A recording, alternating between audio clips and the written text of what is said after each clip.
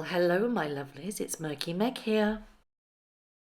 It's Sunday, the 1st of September, and a news story broke late yesterday evening, and I don't know how I feel about it. Just for a little bit of context, last week, on Wednesday, was Lord Robert Fellowes' funeral. Now, Lord Robert Fellowes is actually the late husband of Lady Jane Spencer, who is the eldest sister of Princess Diana, making him the uncle by marriage to Prince William and Prince Harry. Now, it was widely speculated that Prince Harry would not attend, but Prince William would. Well, it turns out Harry snuck into the country and spent 4 days here and attended the funeral, which goes to prove that he can actually sneak in the country and do his own thing without a big song and dance and announcing it. Nobody knows whether or not he got security. That has not been confirmed. The brothers did not communicate with regards to being at the funeral together. They sat at the back and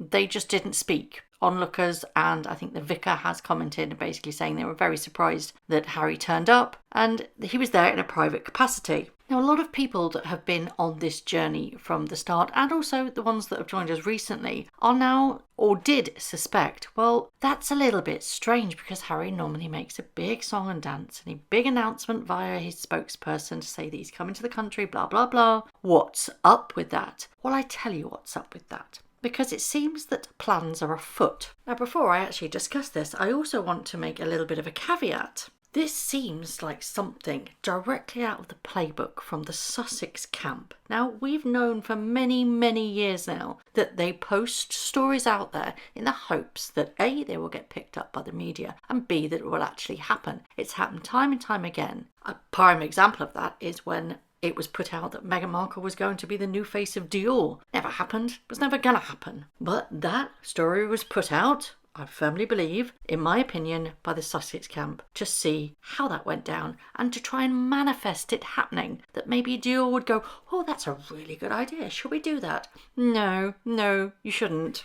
So when I read the story that I'm about to tell you, I was scratching my head thinking, why is this happening now? And none of it makes sense. Anyway, this is the story that basically rippled through the media last night. Operation Bring Harry In from the Cold. Duke of Sussex asks former aides to help plot return from his US exile in first stage of rehabilitation strategy. Prince's friends vow to help smooth path back and dub it Operation Bring Harry In from the Cold. Now, my first thought of this was, hell no, that's not going to happen. But then you've got to remember that, as Harry said in the Netflix documentary, that it is a dirty game. And I firmly believe that this is the game that Harry is playing. A very, very dirty one. Now, when they left the royal family in 2020, it was the whole freedom flight. We need to get out of there. We need to do it for our own mental health. We couldn't live like that. We couldn't sustain like that. We couldn't do anything. It was terrible. The royal family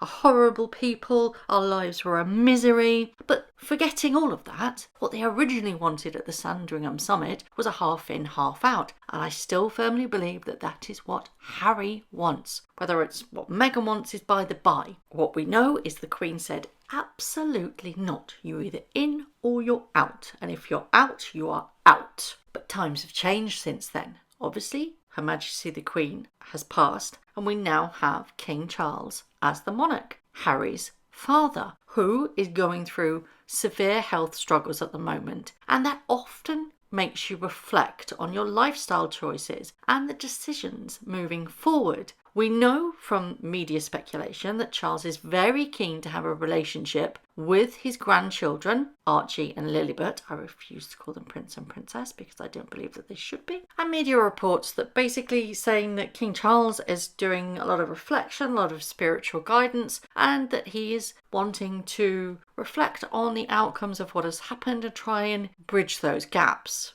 Cancer does that to you. But here's the problem, is that Harry has proven time and time again he cannot be trusted. It was only about a month ago when she sat down on CBS with Jane Pauley and said that she hadn't scraped the surface of the trauma that was part of the royal family, which a lot of people took to mean that she had still lots of barrels to actually fire at the royal family. People took that as a direct threat. And there's no doubt about it. At times, Harry looked absolutely miserable on their visit to Colombia. But I've always said throughout my life, the grass is never greener on the other side. And I think Harry is finally realising that. But I am exceptionally sceptical of this particular story. And here's why. As I've said previously, I believe this is firmly out of the Sussex camp. This has been primed to the media from Harry and his friends because apparently he has been contacting his friends that he has dumped completely. They haven't heard a hide and a hair of him. And all of a sudden up pops a WhatsApp message. Or so the media are reporting. And now they've kind of rallied together and gone, we've got to get our lad home. Well, your lad made a decision. He basically crapped all over the royal family. And without actually saying, I'm sorry,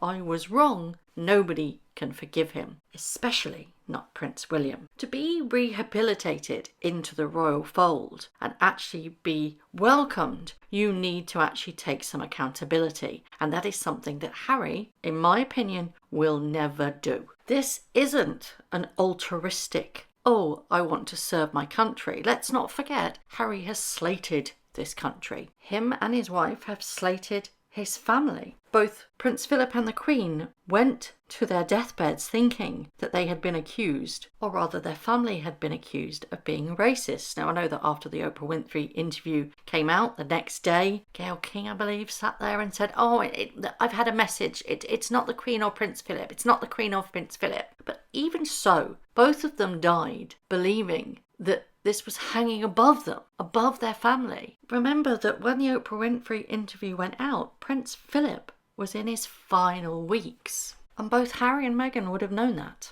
Now, we all know that life in California hasn't been the royal parade that they were thinking it was going to be. It's not been premiere after premiere. It's not been star-studded events, and they've not been welcome into the Hollywood elite as they thought that they were going to be. They started out with a plethora of very lucrative deals, Netflix, Spotify, and they have slowly started to be culled. Now, Netflix is reportedly getting ready to dump them because their contract ends in 2025, and a lot of people, especially insiders, are saying they just want to get rid now. So where is the money coming from? Well, Harry's book has done remarkably well, surprisingly, and he would have got a big chunk of that, but you can't live on that alone because they have an exceptionally expensive lifestyle to upkeep. So maybe there's the certain element of Harry being acutely aware that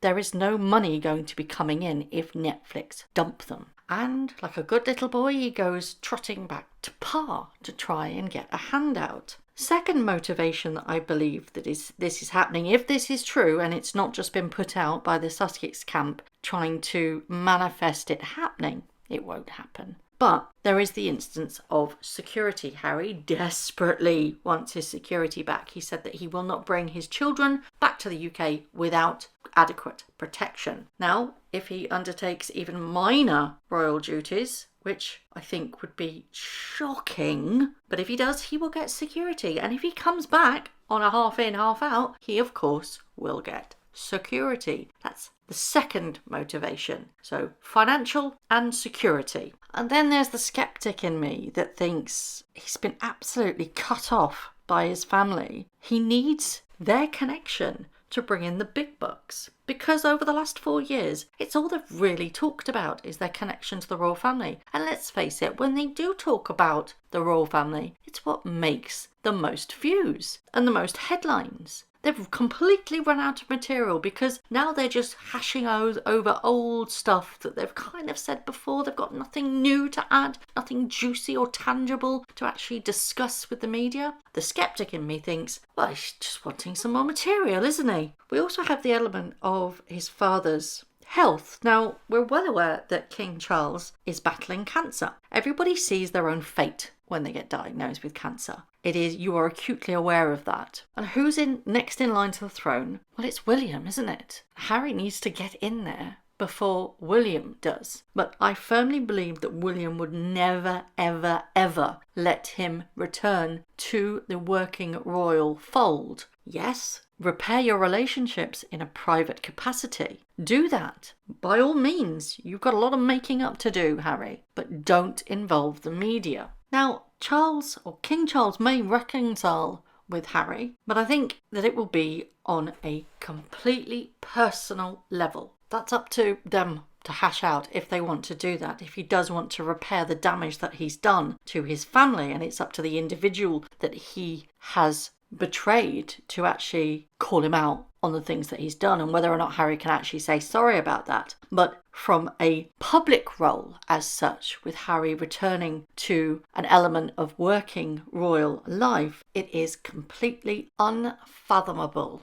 in my opinion, that the British public, or the majority of the British public, will accept him back into the fold.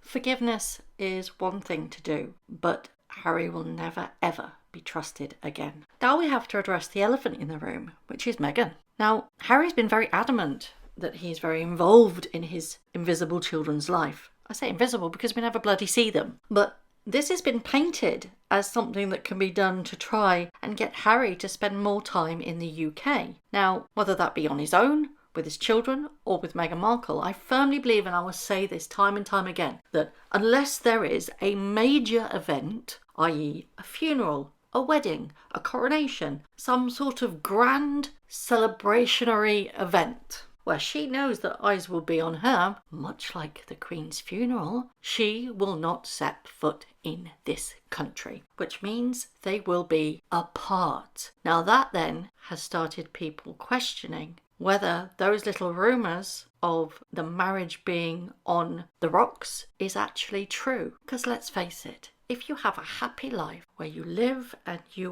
everything is there that you wanted and life is good, do you go backwards or do you keep moving forwards and pave your own way in the life that you're happy in? There is one thing that I will say, and I will die on this hill. The British public will not want their taxes being spent on Harry and or Meghan. And if Harry is allowed to come back in a part-time capacity, even if it's just cutting ribbons at a small event, because let's face it, that's all he's going to get if he ever is going to come back. They won't do it, and it will negatively affect how the British people feel towards the royal family. It's not a magic wand, and he can't just reconcile with his family and then the British people will accept him back willingly. It doesn't work like that. Yes, there are a few people some people in the United Kingdom that actually says, I quite like Harry and I really liked him. But the fact still remains that while he's still with Meghan Markle, it cannot happen. And even if there was to be a divorce, I still don't think the British public would welcome him back like he was before all of this happened. That cheeky prince. It's never going to get back to the way it was. It is evidently clear that Harry and Meghan need the royal family more than the royal family need Harry and Meghan. And if this story is true and accurate, and it's not just put out puff PR by the Sussexes camp, it would only be to benefit them financially and for their own reputation. This is how I think. I think he's suddenly realising that the dream that Meghan Markle whispered in his ear, we could be the ones that take over. We could be bigger than any of them. America will welcome us. The world will welcome us with open arms. We could be global superstars. We could be billionaires. We could have it all, is now completely dust. And I firmly believe that Harry is very much aware that once his father isn't here and that William takes the reins, he will be well and truly out in the cold, even more so than he is now. He's completely aware that things haven't worked out how he thought or was led to believe that they would pan out,